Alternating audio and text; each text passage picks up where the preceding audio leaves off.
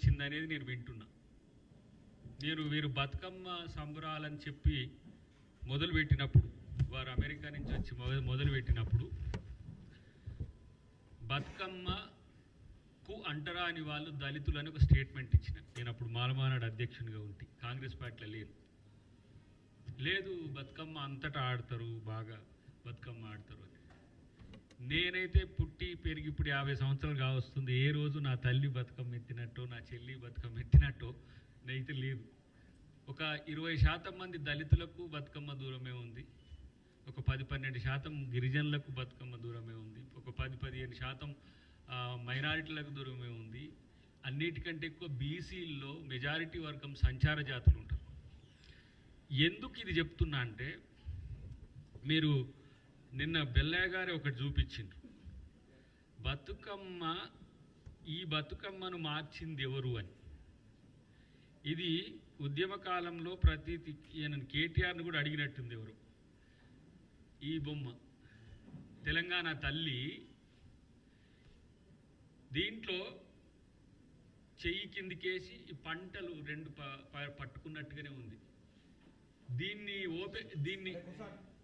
దీన్ని ఓపెన్ చేసింది ఎవరంటే కింద రాములక్క కనబడుతుంది, 2007లో రాములక్క కనబడుతుంది, సుధగాని వెంకటేష్ గౌడ్ పెట్టించిండు. అంటే ఏంది, నేనేమంటున్నా అంటే, బతుకమ్మ తెలంగాణ సాంప్రదాయమే. పోలేరమ్మ, కట్టమైసమ్మ, పోచమ్మ, దండుమైసమ్మ వివిధ రూపాలు ఉన్నాయి. మనం అన్నిటినీ ప్రతిబింబించే విధంగా కాకుండా ఒక సహజమైన మట్టి తల్లి, తెలంగాణ తల్లి, చూడగానే నా తల్లి అని ప్రతి వ్యక్తి కనెక్ట్ అయ్యే విధంగా టూ మచ్ కాంప్లికేషన్స్ ఉండకుండా తెలంగాణ క్యాబినెట్, ముఖ్యమంత్రి గారు కలిసి ఈ విగ్రహాన్ని ఆమోదించడాన్ని కాంగ్రెస్ పార్టీ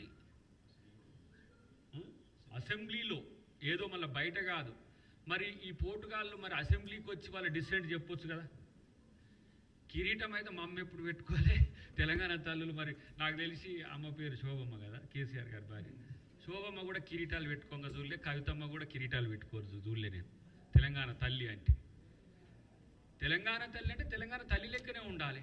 ఒక ఏరియాలో గోసి పోసుకొని ఉంటే, ఒక ఏరియాలో చీరను కిందికి విడిస్తే, ఇట్లా వివిధ రకాలుగా ఉంటుంది.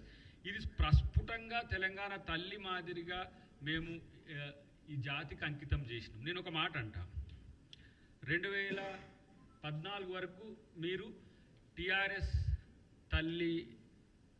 తల్లి కాదు, అందరం తెలంగాణ తల్లి అని అన్నా కూడా మీరు ఎందుకు 2014 నుంచి 2023 వరకు అఫీషియల్గా సెక్రటరియట్లోనో ఇంకెక్కడనో ఎందుకు పెట్టలేకపోయినరు?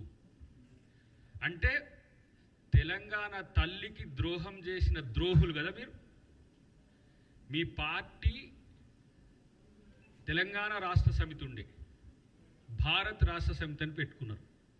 ఇంకా మీకెక్కడిదిరా పోయి తెలంగాణని కోట్ చేసుకోవడానికి నైతికత ఎక్కడి? తెలంగాణ తల్లికి ద్రోహం చేసి తగుదునమ్మా అని గుణాత్మక మార్పుని దేశంలో తీసుకురావాలని పోయి భారత రాష్ట్ర సమితి వాళ్ళు మీరు తెలంగాణను కోట్ ఎట్లా చేసుకుంటారు?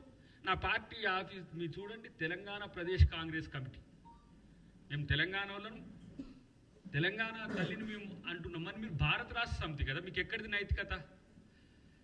ఈరోజు సెక్రటరియట్ ముందు రాజీవ్ గాంధీ విగ్రహం పెట్టిండ్రు, రాజీవ్ గాంధీ విగ్రహం పెట్టొద్దంటారు. నేనంటున్నా, మీరే కనుక ఆ రోజు తెలంగాణ తల్లి విగ్రహాన్ని సెక్రటరియట్లో మీరు అఫీషియల్గా ఆమోదించి కనుక పెట్టుంటే మేము మాట్లాడకపోతుంటాం. మీరు ఆ రోజు బతుకమ్మను పెట్టినా బతుకమ్మే, కంకులు పెట్టినా కంకులే, మీరు ఏది చెప్తే అది ఆమోదించేటోళ్ళం. ఒకడు అంటాడు, మేము వచ్చినాక ఈ తెలంగాణ తల్లిని, కాంగ్రెస్ తల్లిని మేము గాంధీ భవన్లో పెట్టేస్తామని.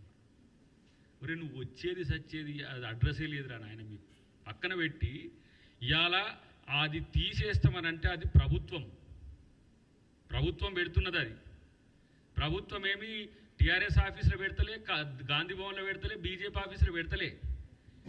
దీన్ని అనేసరికి బతుకమ్మ కాడికి వచ్చిండ్రు. మా ఎన్ఎం గారు అంటే ఇగో బతుకమ్మకు కాంగ్రెస్ పార్టీ వ్యతిరేకమని ట్రోల్ చేస్తారు. అరే మీరు 95 లక్షలు కోటి రూపాయలు ఇస్తురట సోషల్ మీడియా ఎవరో వాళ్ళు వీళ్ళు ఇన్ఫ్లుయెన్సర్స్. సోషల్ మీడియా కూడా కాదు, సోషల్ మీడియా అంటే చాలా డెమోక్రాటిక్ సోషల్ మీడియా ఉంది, మెయిన్ మీడియా ఉంది. ఇన్ఫ్లుయెన్సర్లతో వ్యూస్ కోసం వ్యూస్ని బట్టి వాళ్ళకి గిరాకిస్తుండట. దీని కొరకు మళ్ళా బతుకమ్మను కాంగ్రెస్ పార్టీ వ్యతిరేకిస్తుందనే చర్చ తెస్తే ఇది ఎలాంటి దౌర్భాగ్యపు ఆలోచన మీరు తెలుసా? ఇవాళ తెలంగాణ ఆత్మను కాంగ్రెస్ గౌరవిస్తున్నది, తెలంగాణ సంస్కృతి సాంప్రదాయాన్ని ఇలా కాంగ్రెస్ పార్టీ గౌరవిస్తున్నది. ఇప్పుడు మేము